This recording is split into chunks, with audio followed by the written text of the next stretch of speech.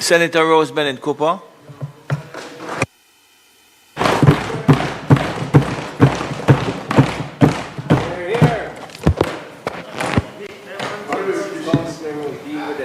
Mr. President,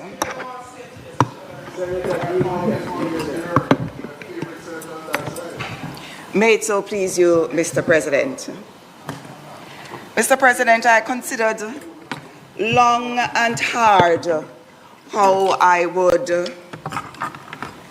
address the issue of NARRA today, because there are many approaches that could be taken.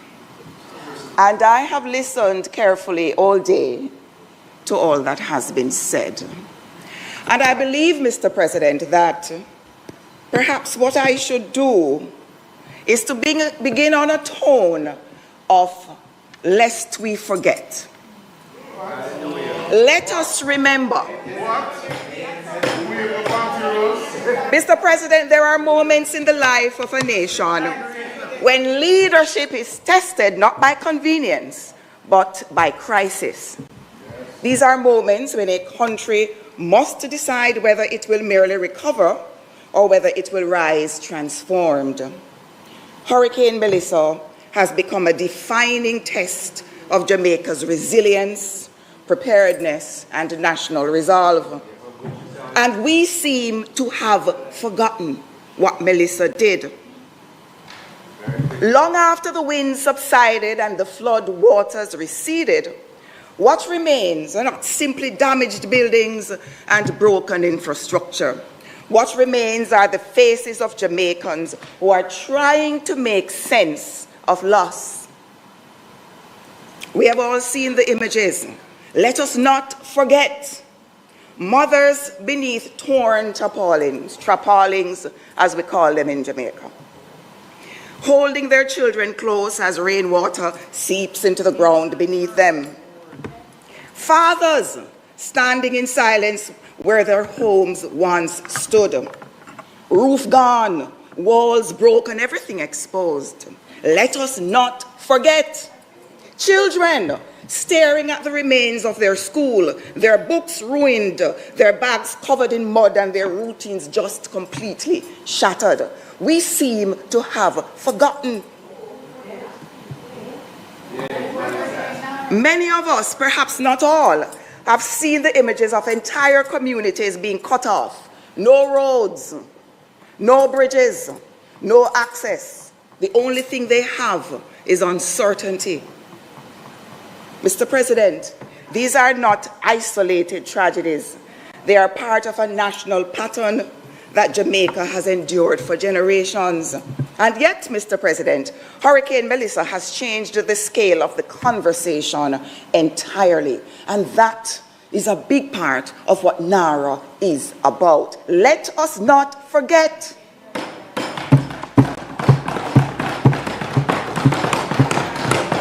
Mr. President, Melissa was not simply another storm season event. It was the most powerful hurricane ever recorded to make landfall in Jamaica. Planning Institute of Jamaica estimates that the damage and losses associated with the passage of the hurricane total around 1.952 trillion Jamaican dollars. That's 12.2 billion US dollars. And this figure, I believe it was said earlier, is equivalent to 56.7% of Jamaica's 2024 GDP. Many things were affected. Infrastructure across large sections of the country was severely impacted. Power systems collapsed, roads became impassable, and critical lifelines failed at the very moment when people needed them most. Our housing stock suffered devastating damage, exposing deep vulnerabilities in how many Jamaicans are forced to build and live. There were problems before that became exposed as a result of Hurricane Melissa, which is part of the reason why going forward it cannot be business as usual. Agriculture was dealt a heavy blow, farmlands destroyed, livestock lost, and livelihoods wiped away in a matter of hours. Tourism, one of the pillars of our economy, was also significantly disrupted, Mr. President. Mr. President, this is why the response to Hurricane Melissa, it just simply cannot be business as usual. For too long, Jamaica has operated within a cycle of destruction followed by mere repair. And we rebuild what was there before, and we often rebuild in the same vulnerable places, and we often rebuild with the same weaknesses. And of course, we only suffer the same consequences when the next storm arrives. And that cycle must end. The reality, Mr. President, is that we are now living in a different climate era. Storms are becoming more intense, rainfall events are becoming more destructive, coastal vulnerability is increasing. The old assumptions no longer hold. Lest we forget, we cannot continue, you will be quiet, we cannot continue building for the climate of the past while ignoring the realities of the future. And so the question before us is larger than merely reconstruction. The question is whether Jamaica has the courage to transform. And it is in this context that I rise today in full and absolute and complete support of the National Reconstruction and Resilience Agency Act 2026.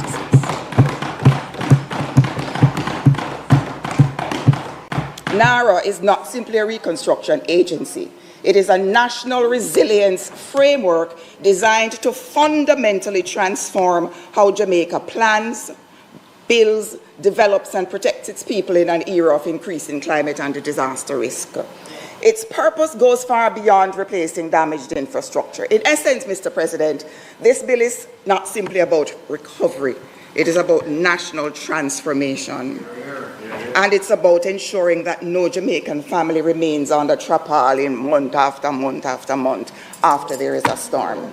It is about ensuring that no child loses their access to education because the school was not built to withstand severe weather.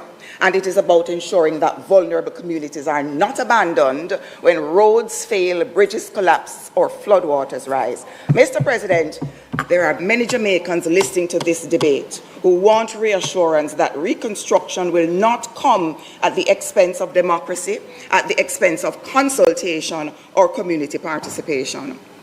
Many Jamaicans fear that developments appear without warning, and they're afraid that this might happen as a result of NARRA. They fear local concerns being ignored. They fear speed being prioritized over proper safeguards and accountability. And those concerns should not be dismissed lightly. But they should not be trampled on by arguments that are merely propped up by political expediency. Yes. So let us talk the truth. Let us look at what the legislation actually says. Not what we think it says, not what we imagine it means, but what it actually says. The language of the legislation, not the emotions the legislation evokes in us. This legislation does not weaken our planning and developmental processes. It strengthens it. The bill does not listen and learn. The bill does not abolish the need for development approvals. Nonsense. It does not remove the role of the municipal corporations. More nonsense. And it certainly does not permit projects to proceed outside of established legal frameworks. Read and understand. What does this bill do? It ensures that the various parts of government responsible for approvals, planning, consultation, and implementation work purposefully and quickly in considering applications for development. So let me say this clearly and without ambiguity. NARRA is designed to benefit Jamaican society as a whole. Not a select few, not a narrow interest, not the rich over the poor, not the poor over the rich, not the white over the black, all of Jamaican society as a whole. It is designed for the farmer in St. Mary, the fisher folk in Portland, and the small contractor in Clarendon, and my Aunt Joni in the hills of St. Catherine. Mr. President, This bill is about ensuring that no child loses access to education because a school was not built to withstand severe weather. My fellow Jamaicans who are listening and watching these proceedings today, and including my colleagues who have called me and quarreled with me all week to say, Rose, you have spent over 30 years of your life prosecuting building breaches and development breaches and environment breaches and beach control breaches, and here you are in support of something that takes away certain rights. But let us now talk about what is taken and what is not.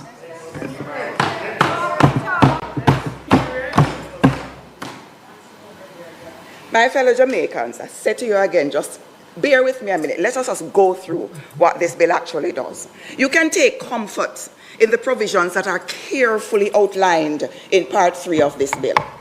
This part of the legislation, Mr. President, makes it abundantly clear that national reconstruction will not occur without structure, without oversight, without accountability, and without consultation with the people. Every project must still pass through the municipal corporations. Again, I say, listen and learn and read carefully. Because what does NARRA say? NARRA tells you many things. Now, every project, every single one, irrespective of whether it's an approved project under NARRA or it is my Aunt Joni wanting to add a kitchen onto her house up in the hills of St. Catherine, all of these must still get planning permission under the Town and Country Planning Act. That has not changed. All the NARRA projects must still get permission under the Town and Country Planning Act. You must still get building approval under the Building Act. You must still comply with certain requirements under the development orders all across Jamaica. And if there is subdivision included, you must still get subdivision approval under the Local Improvements Act. I can name out all of them. Every development, Mr. President, must still comply with the physical planning system, the building standards, the environmental safeguards that govern development in this country. So, here is something that I think many of us and many persons who have examined NARRA and its implications, its imports and its impact did not remember. NARRA, Mr. President, does not repeal any laws. And where laws already exist, you don't repeat them.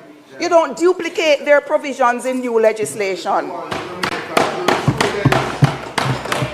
So, for example, there is no need to include an amendment in NARRA to specifically require construction to be in line with the Building Act for persons with disabilities. It is already included in legislation. And I will tell you, it is already mandated in the Building Act. And any NARRA project that does not comply with those provisions in the Building Act will be in breach.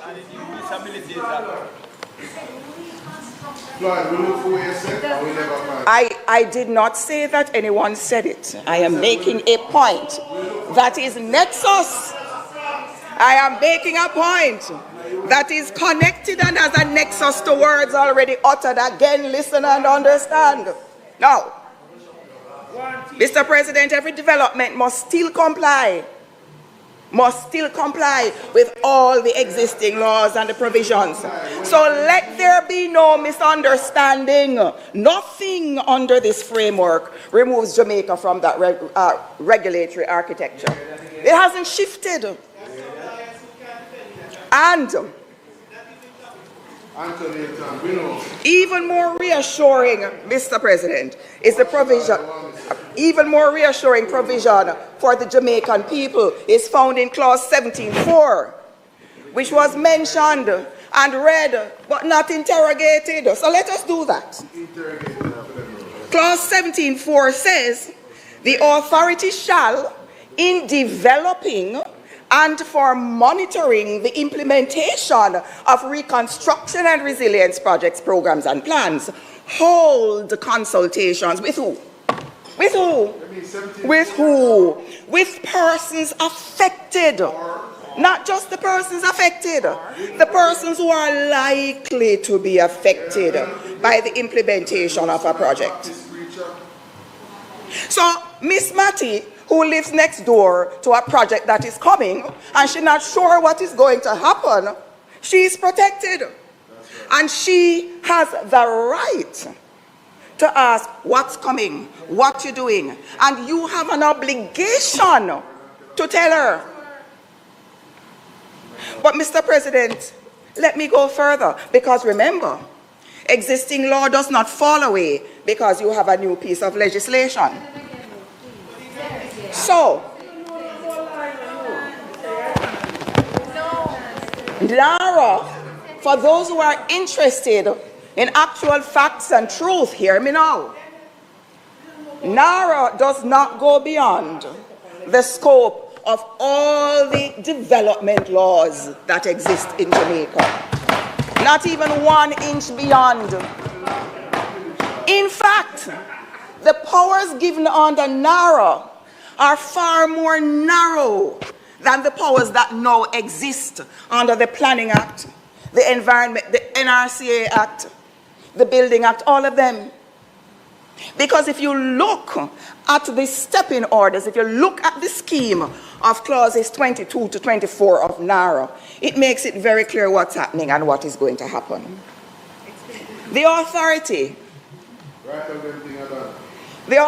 said, look here now, you have these things before you for quite a while. So I'm going to call you in and ask you what is going on, and you must now tell me what's causing the delay, and we will try to figure out how to ensure that things are expedited. When the authority calls you in, under I believe it is section 20, and have that conversation, and the authority can call in all the entities or some of them to let us have a conversation. The authority is not doing anything, is not saying to any of the approving entities, you have to approve anything. It is simply saying, let us interrogate what is happening. Having interrogated what is happening, if it is discovered that there are difficulties, if you want me to get an extra 30 minutes to read it word for word, I will. Otherwise, I encourage you to take a little time and read it. If there are still issues, I will give you some directives as to what to do to cure the delay problems. Not so? And if that does not happen, and I have made every effort, and there are several steps that the authority must take, and I think Uncle Charles will drill down into some of these steps for a little bit more later, including the expert advice that is distrusted, but an expert is an expert is an expert. I have had my own expert in court talk some things that I don't like, but I have to respect it as an expert. So having taken those steps, you now reach the point where you're not getting an outcome. So the expedition that you're trying to achieve did not occur. So what do? You now say, you know what, let me ask the minister to step in. But here is what so many of you have misunderstood about what happens on step-in. Upon the application, I'll get to the court. Upon the application of the authority, the minister may, by order, if the minister is satisfied of the matters specified in subsection 3, and what that means is that the minister is constrained by these matters, if the minister is so satisfied, the minister may approve, listen carefully, the minister may approve, subject to any terms and conditions, an application made or submitted by the authority to an approving entity on which that approving entity has not made a decision. So that step-in order happens when the approving entity, long after the authority has tried to get expedition, has failed to do anything or failed to do certain things. And then you say to the minister, they have not made a decision. What can the minister do then? Can the minister, there is nothing for the minister to overturn at this point. So what does the minister, what else can the minister do? The minister can vary or modify or remove a term or condition of which an approval was made. And the stepping order shall have effect as if that stepping order was an approval granted by the approving entity to which the authority first made application. You know what that means? Nothing here gives the minister the power of approval, or rather the power to overturn an approval of the statutory entities that now have the jurisdiction to approve. Nothing. Oh, that's not true. Read this again, youngster. So,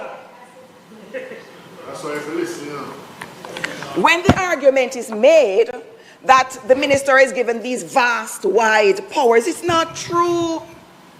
You know where the vast, wide powers exist? They exist in the Town and Country Planning Act, which was modified in 1999 by an excellent minister, Easton Douglas, who was then minister of several things.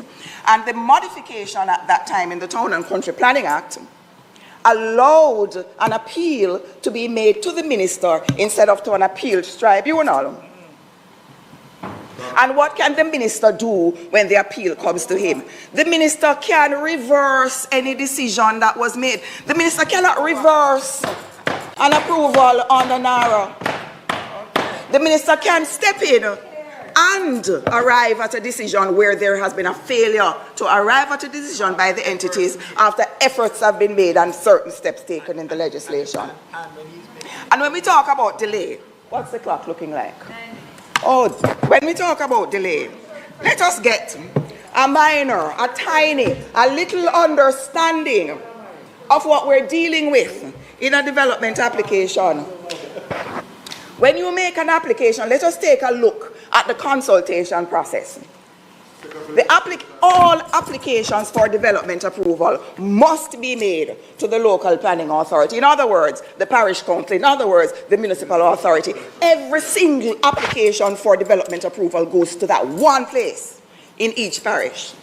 And there are certain circumstances that may cause it to be triggered elsewhere.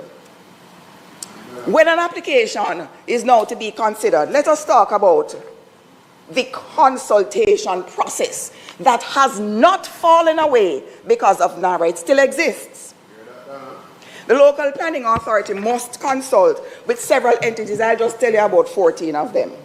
The neighboring local planning authority, the chief technical director, the minister responsible for agriculture, the Jamaica National Heritage Trust, the Natural Resources Conservation Authority, with the ministry responsible for health and environment control, where the development consists of certain things like rivers and streams and storing mineral oils and whatnot. With the Commissioner of Mines, the Mines and Geology Division, the Office of Disaster Preparedness and Emergency, Water Resources Authority and National Water Commission, the Civil Aviation Authority, the Relevant Building Authority, the Forestry Department, and I could go on. I mention these entities that must be consulted for this reason. It's a lot of things that you're supposed to do as a development agency, as a parish council, as a municipal body when an application is made of a certain scale. It takes a lot of commentary and consultation with many bodies. And that therefore can take long. And you know what take long means? I always hear people talk about a 30-day and 90-day approval process. The law already says that. The law says that the authority must approve in 90 days. And if you fail to do so, the person who applied have certain rights, including appealing to the minister, who can then approve and do other things. Let's continue talking a little bit about consultations. Under the Building Act, which was passed in what, 2018? Oh yes, I carry everything and I leave now. No man, I am in one place. You stay with me, youngster.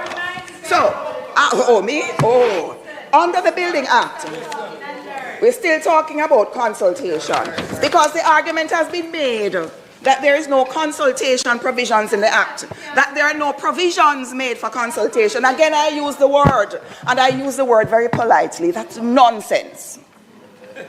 So let us take a look at the consultation provisions here that exists now.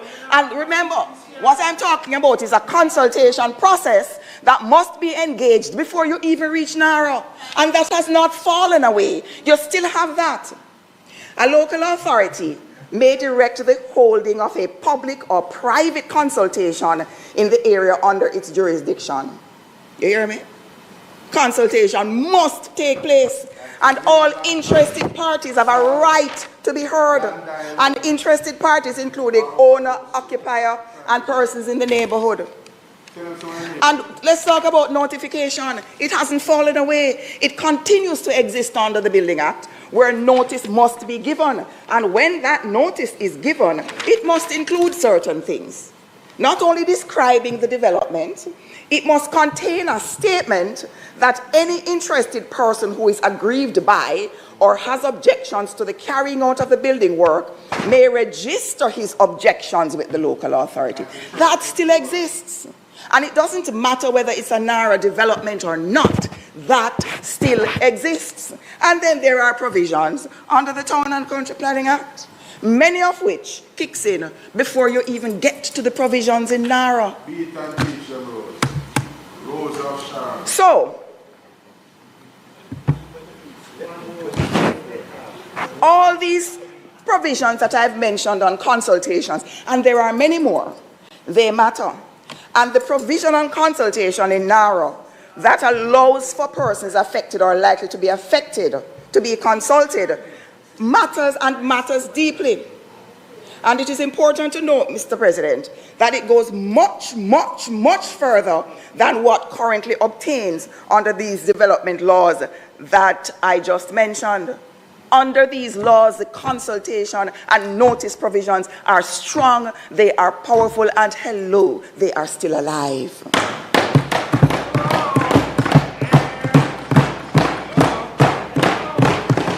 Mr. President, I am very heartened by the provision in NARRA, in the NARRA Bill that deals with consultation. And I'm equally heartened that many persons hopefully will now have a better appreciation of the fact that their protections that existed before NARRA continue to exist. And let us quickly mention a case that was decided recently. That case does not touch or trouble NARRA in any manner whatsoever, because that case deals with a situation where planning permission was denied by the authorities, and the applicant Bengal appealed to the minister, and the minister reversed the decision taken by the authorities. There is no power of reversal set out in NARRA. None. Maybe somewhere else. Maybe in that piece of legislation that you want to quarrel about, but it is not NARRA.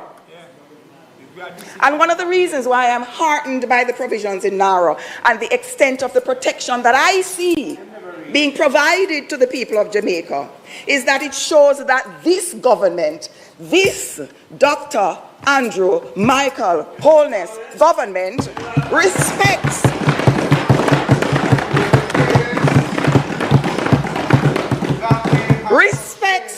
the voice of the people in decision making. That's what it means.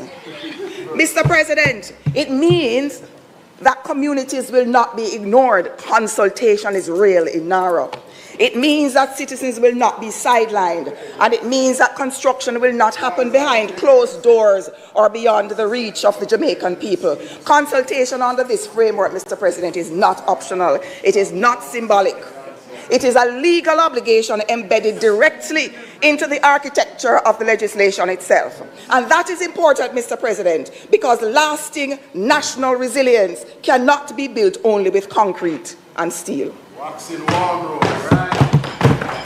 One of Jamaica's greatest development challenges has never been the absence of ideas. We're a people of ideas and song and dance and kumbaya. But it has been the absence of coordination. And Clause 19, Mr. President, may very well be one of the most consequential provisions in this entire legislation because it forces Jamaica to confront a painful truth. It is grounded in a simple but powerful principle that Jamaica cannot continue rebuilding vulnerably. We cannot continue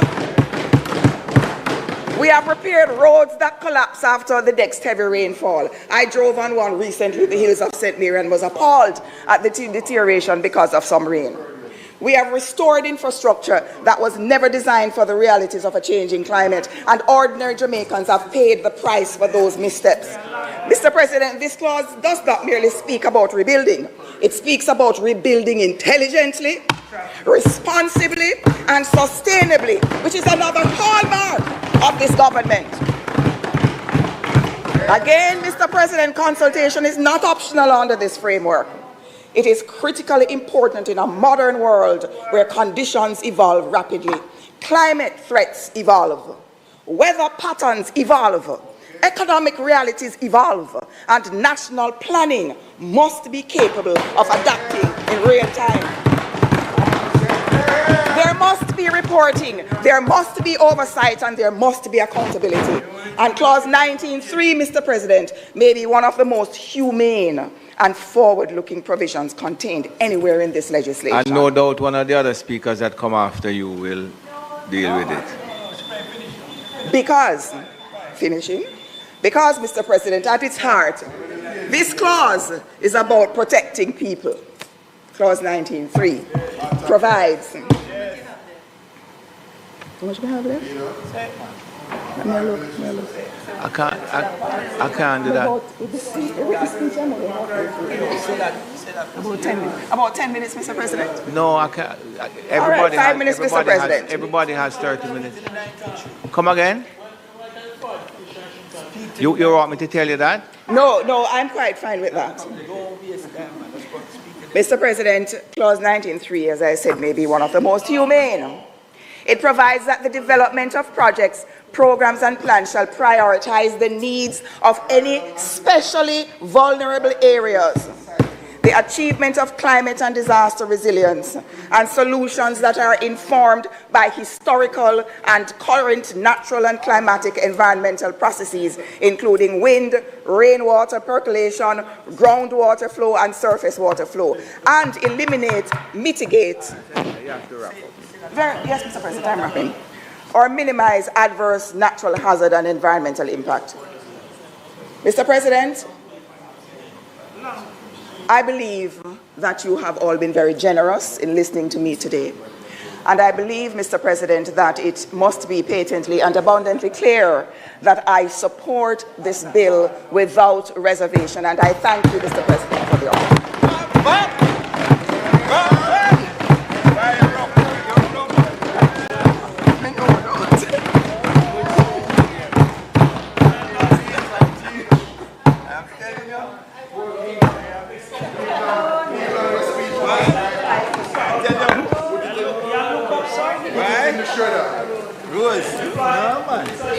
Look up onto the hills from whence cometh your help.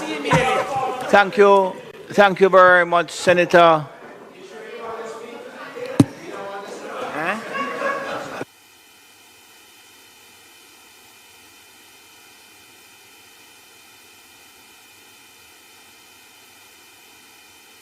Thank you very much, Senator Rose Bennett-Cooper.